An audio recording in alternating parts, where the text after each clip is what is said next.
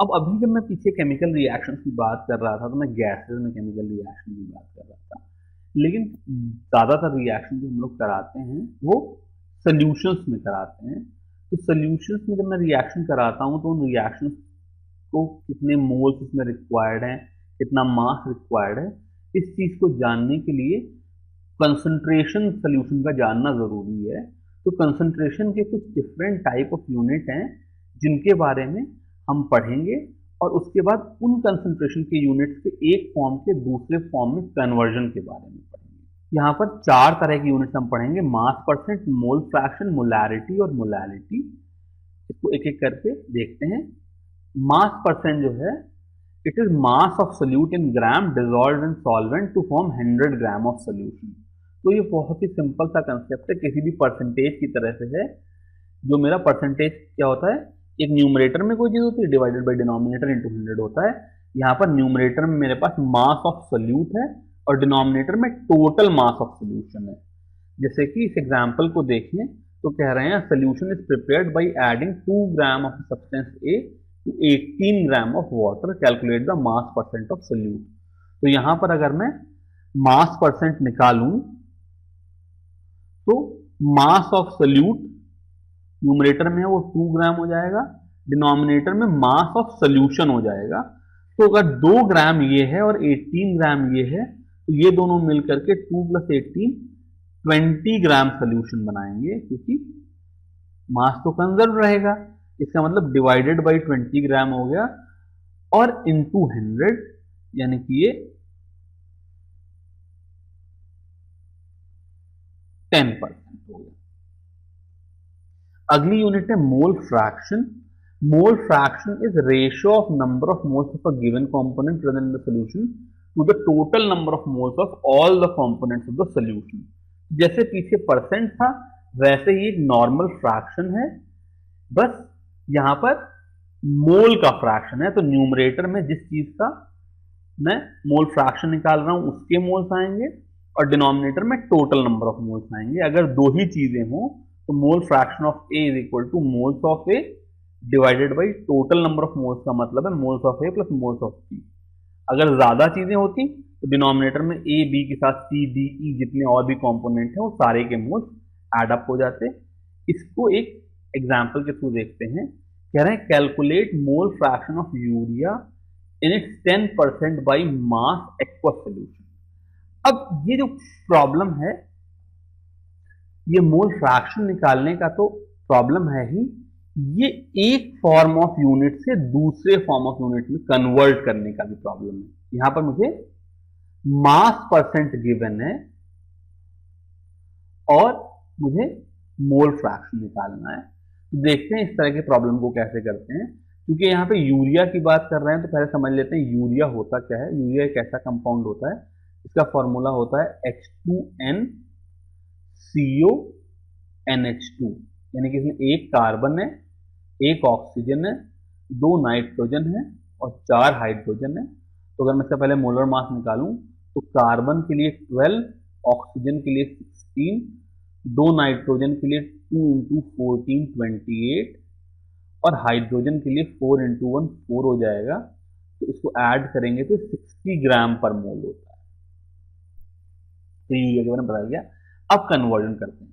तो जब भी मुझको किसी एक फॉर्म ऑफ यूनिट से दूसरे फॉर्म ऑफ यूनिट में कन्वर्जन करना होगा तो मैं एक बेसिस ले लूंगा। बेसिस का मतलब है, जैसे हम कहेंगे let us take 1 kilogram of solution, let us take 1 litre of solution, let us take 1 mole of solution. इस तरह का कोई बेसिस ले लेंगे, बिकॉज जो कंसंट्रेशन है वो अमाउंट ऑफ सब्सटेंस से इंडिपेंडेंट है। चाहे मैं 1 लीटर लूं, चाहे 1 किलोग्राम लूं, चाहे 1 मोल लूं, जो कंसंट्रेशन होगा वो सेम होगा। तो ये नॉर्मली हम बेसिस चूज करते हैं वो डिनोमिनेटर ऑफ नोन कंसंट्रेशन ले लेते हैं। ये बेसिक तरीका है। जैसे यहां पर मुझे मास परसेंट गिवन है तो मैं अपना बेसिस क्या लूंगा, मास परसेंट कैसे डिफाइंड है, मास of solute in 100 gram of solution. तो मैं यहां पर बेसिस अपना ले लूंगा, मैं कहूंगा let us take 100 gram of solution. ऐसा नहीं है कि अगर मैं ये ना लूं तो कैलकुलेशन नहीं कर सकता हूं, मैं दूसरी तरीकों से भी कर सकता हूं, पर ये इजीएस्ट तरीका है कैलकुलेशन करने का। एक बार जैसे ही मैंने 100 ग्राम ऑफ सोल्यूशन ले लिया, वैसे मुझको क्या पता चल गया, इसमें 10% सोल्यूट है। 10% सोल्यूट इसका मतलब 10 ग्राम यूरिया है, और अगर 10 ग्राम यूरिया है तो बाकी बचा हुआ 90 ग्राम सॉल्वेंट होगा, जो कि यहाँ पे एक्वस सोल्यूशन लिखा है, इसलिए इसमें 90 ग्राम वाटर हो गया। तो ये मेरे दो कंपोनेंट हो गए, कंपोनेंट ए यूरिया और कंपोनेंट बी वाटर। अब मुझे सिंपली मोल फ्रैक्शन ऑफ ए लिखना है। पीछे मैंने मोल फ्रैक्शन वर्ड्स में लिखा था, पर नॉर्मली मोल फ्रैक्शन को एक्स ए से डिनोट करते हैं। ये तुम्हारा मोल फ्रैक्शन है, और इसकी value Na upon Na plus Nb हो जाती है, जहां पर ये मोल्स ऑफ ए है, और ये Nb जो है ये मोल्स ऑफ बी है। तो मुझे NaNb की वैल्यू चाहिए होगी, तो Na की वैल्यू क्या हो जाएगी, mole is equal to mass upon molar mass. तो यहां पर यूरिया का मास है 10 ग्राम और उसका मोलर मास है 60, तो यानी कि ये नंबर आ गया 1/6। और मोल्स ऑफ बी कितने हो गए, Nb, इसकी वैल्यू हो गई 90 upon molecular mass of water हमने पीछे निकाला हुआ था 18 है, तो ये 5 आ गया। तो इसका मतलब मेरा मोल फ्रैक्शन ऑफ यूरिया कितना हो गया, 1/6 अपॉन 1/6 प्लस 5। अगर एलसीएम लेकर के सॉल्व करें तो इसकी वैल्यू 1/31 आ गई, जो कि अप्रोक्सीमेटली 0.032 के आसपास कुछ आ जाएगी। तो इसका मतलब मोल fraction of urea is 0.032 in this solution. इस तरीके से हम एक फॉर्म ऑफ कंसंट्रेशन को दूसरे फॉर्म ऑफ कंसंट्रेशन में कन्वर्ट कर लेंगे।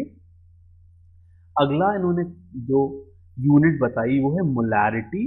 Molarity is number of moles of solute present in 1 litre of solution. तो मोलैरिटी निकालने के लिए न्यूमरेटर में मोल्स ऑफ सोल्यूट आ जाएंगे, डिनोमिनेटर में volume of solution in litre आ जाएगी। कई बार मेरे पास वॉल्यूम ऑफ सोल्यूशन लीटर में ना होकर के मिलीलीटर में होती है। जब ये मिलीलीटर में होती है तो मेरा जो मोलैरिटी का फॉर्मूला हो जाता है वो होता जाता है Na अपॉन वॉल्यूम इन मिलीलीटर, और इस मिलीलीटर को लीटर में कन्वर्ट करने के लिए इनटू 1000। तो इससे प्रॉब्लम करते हैं। मैंने calculate the molarity of NaOH prepared by dissolving 4 gram in enough water to make it 250 ml of solution. Molarity में डिनोमिनेटर में सोल्यूशन की पूरी वॉल्यूम है। तो यहां पर सबसे पहले मुझे जो चीज चाहिए वो चाहिए मोल्स ऑफ NaOH, जो कि हो जाएगा 4 gram mass upon molar mass.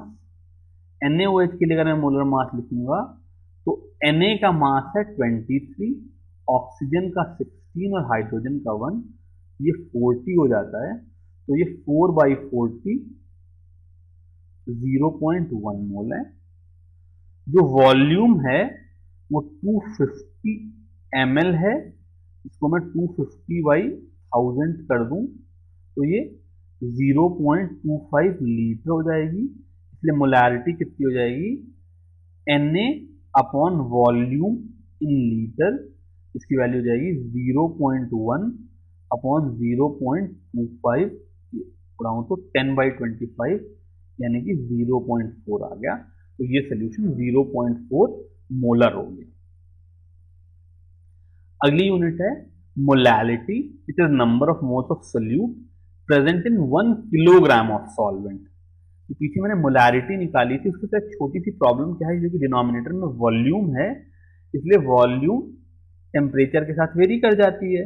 तो इसलिए लोगों ने एक नई यूनिट डिफाइन करी मोलैलिटी, इसमें इन्होंने डिनोमिनेटर में वॉल्यूम ना लेकर के मास ले लिया, और मास ही मास ऑफ सॉल्वेंट आता है। यहां पे ध्यान देना, यहां पर बहुत से लोग मोलैरिटी से रिलेट करने के चक्कर में मास ऑफ सोल्यूशन कई बार कर लेते हैं, ये गलत है। ये मास ऑफ सॉल्वेंट आएगा। तो molarity is equal to moles of solute upon mass of solvent in kilogram. पहले की ही तरह से अगर ये Na है और मास WA है, और सपोज करो किलोग्राम में है तो चलेगा, अगर ये ग्राम में है तो कन्वर्ट करने के लिए इनटू 1000 का एक फैक्टर ले लेंगे ग्राम को किलोग्राम में कन्वर्ट करने के लिए। इस प्रॉब्लम में कह रहे हैं कि density of 3 molar solution of NaCl is 1.25 ग्राम पर ml, calculate the molality of the solution. पीछे मैं एक चीज ये बताना भूल गया कि जो कैपिटल M है ये मोलैरिटी की यूनिट है। जब ये मोलैरिटी में लिखूंगा तो वो समथिंग कैपिटल M लिखूंगा, और जो मोलैलिटी है इसको मैं स्मॉल m से डिनोट करता हूं। तो मेरे पास 3 मोल पर लीटर NaCl है, डेंसिटी दे दी, मुझे इसकी मोलैलिटी बतानी है। तो ये फिर से एक फॉर्म ऑफ यूनिट से दूसरी फॉर्म ऑफ यूनिट में कन्वर्जन का प्रॉब्लम है। तो यहां पर फिर से मैं बेसिस ले लूंगा, जैसे मैं पीछे बता रहा था।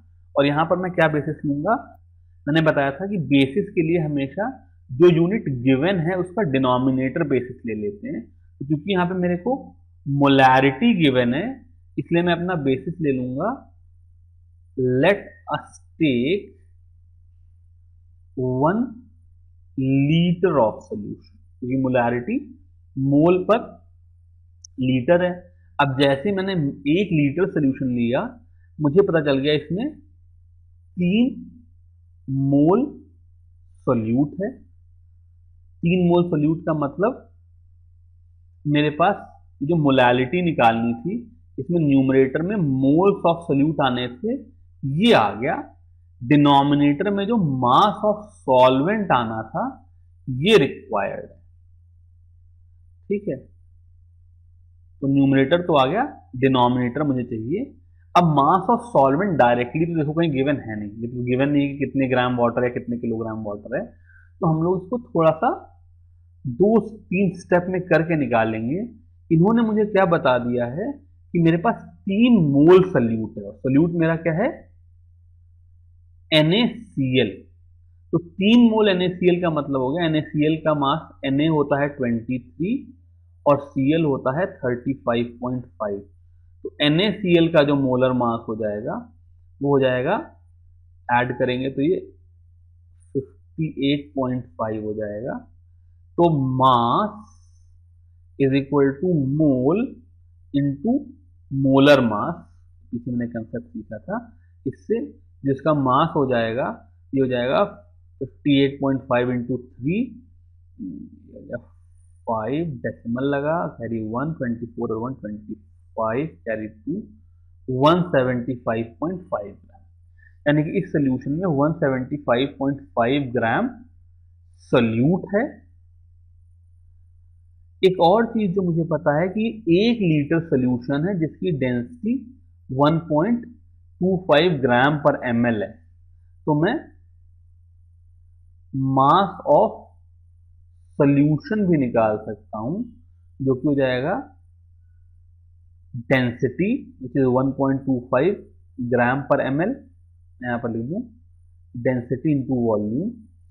तो 1.25 ग्राम पर ml into volume 1000 ml। 1 litre मतलब 1000 मिलीलीटर हो गया, तो कैंसिल कर दिया, तो ये 1250 ग्राम हो गया। तो 1250 ग्राम सोल्यूशन है, इसमें से 175.5 ग्राम सोल्यूट है। तो यहां से आ जाएगा mass of solvent is equal to mass of solution, total 1250 gram है, minus mass of solute which is 175.5। तो ये 1074.5 ग्राम आ गया, जो कि 1.0745 वॉट एवर किलोग्राम हो गया।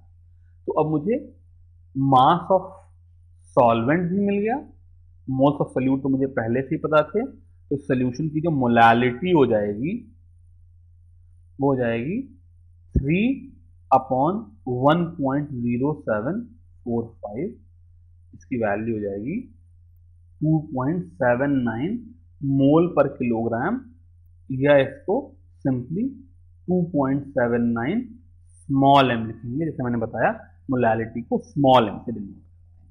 इस तरीके से हम मोलैरिटी को मोलैलिटी में कन्वर्ट कर लेंगे।